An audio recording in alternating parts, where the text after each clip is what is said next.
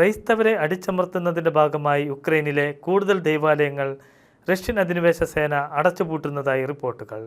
കോസാക്കുകൾ എന്ന് വിളിക്കപ്പെടുന്ന Russian തീവ്രവാദികളാണ് Ukrainian Greek കത്തോലിക്ക സഭയിലെ വിശ്വാസികളെ ദേവാലയങ്ങളിൽ പ്രവേശിക്കുന്നത് വിലക്കുകയും ദേവാലയങ്ങൾ പിടിച്ചെടുക്കുകയും ചെയ്തുകൊണ്ടിരിക്കുന്നത്.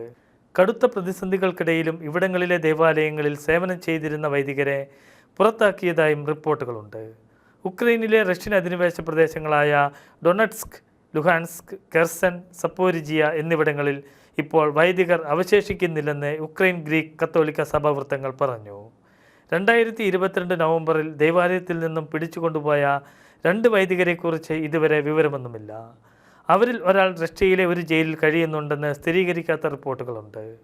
വൈദികർ നാടുകടത്തപ്പെടുന്നതോടെ ദേവാലയങ്ങളിൽ അഭയം പ്രാപിച്ചിരുന്നവരുടെ കാര്യങ്ങളും പ്രതിസന്ധിയിലായിരിക്കുകയാണ്. ക്രൈസ്തവ പീഡനങ്ങൾ നിർബാധം തുടരുമ്പോഴും മാമോദിസ സ്വീകരിച്ച് കത്തോലിക്ക സഭയിൽ അംഗങ്ങളാകുന്ന ചെറുപ്പക്കാരുടെ എണ്ണം വർദ്ധിക്കുന്നു. 17 ദശലക്ഷം വരുന്ന കംബോഡിയൻ ജനസംഖ്യയിൽ ഏകദേശം 20,000 പേർ മാത്രമാണ് ക്രൈസ്തവരുള്ളത്. ഇക്കഴിഞ്ഞ ഈസ്റ്റർ വിജിലിൽ 185 പേരാണ് പുതുതായി മാമോദിസ സ്വീകരിച്ച് സഭയിൽ അംഗങ്ങളായത്. ഫ്ലാംപെന്നിലെ അപ്പസ്തോലിക് വികാരി ബിഷപ്പ് ഒലിവർ തിരുക്കർമ്മങ്ങൾക്ക് കാർമ്മികത്വം വഹിച്ചു. പ്രദേശത്തെ 12ഓളം ജില്ലകളിൽ നിന്നുള്ളവരാണ് പുതുതായി സഭയിൽ അംഗങ്ങളായത്. കംബോഡിയയിലെ ചെറിയ കത്തോലിക്ക സമൂഹത്തിന് പ്രത്യാശയുടെ അടയാളമാണ് പുതിയ അംഗങ്ങളെന്നും ചെറുപ്പക്കാർ സഭയുടെ മൂല്യമുള്ള സമ്പത്താണെന്നും ബിഷപ്പ് പറഞ്ഞു. 2023 ഈസ്റ്റർ വിജിലിൽ 397 പേർ ജ്ഞാനസ്നാനം സ്വീകരിച്ചിരുന്നു.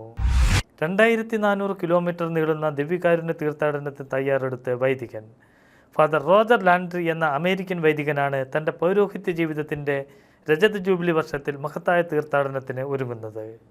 വരാൻ പോകുന്ന ദിവ്യകാരുണ്യ കോൺഗ്രസിൻ്റെ ഭാഗമായുള്ള തീർത്ഥാടനത്തിൽ 4 റൂട്ടുകളൊന്നിൽ മുഴുവൻ സമയവും പങ്കെടുക്കുന്ന ഏക വൈദികനാണ് ഫാദർ റോജർ.